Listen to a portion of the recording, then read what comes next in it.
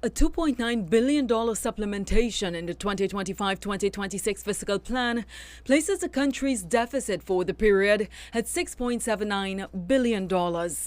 It is largely to pay wages and recurring expenditure.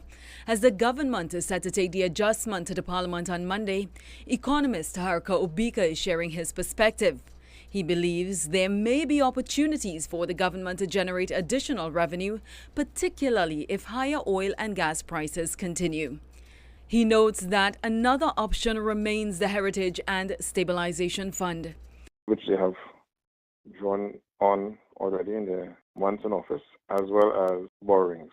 The last part will be sale of state enterprises. But the government has shown a willingness to borrow significantly. We've seen news of World Bank, a Bretton Woods institution, the twin sister to the IMF, being located in Trinidad and Tobago. Obika says he is still waiting to see a broader economic strategy aimed at driving long-term growth. He also points to uncertainty in the energy sector, particularly surrounding Trinidad and Tobago's relationship with Venezuela, warning that delays to cross-border gas projects could have significant implications.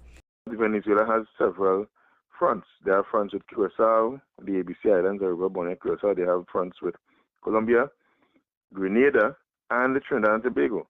They can simply allow their international hydrocarbon partners to utilize the cross-border fields on those other fronts or the fields within Venezuelan waters. And they can stall them on the Trinidad and Tobago front indefinitely. Zoning in on the back pay for public servants, it was totaled at $3.8 billion for the 25,000 workers eligible for payment. But at a glance at where the proposed $2.9 billion is to go, Obika doesn't see that matter being addressed, even in part. I'm not seeing that it covers the public servants. I'm not seeing it. Because a lot of it is loan payments and subventions to statutory bodies.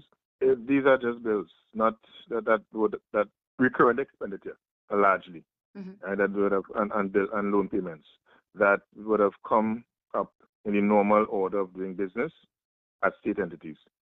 Therefore, I cannot see that this addresses the back pay issue.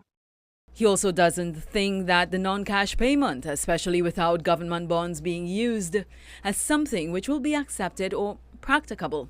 Obika states that it forces those who have no financial ties to the state to accept their back pay in the form of leave before retiring, without certainty that this can be converted to cash given the economic climate.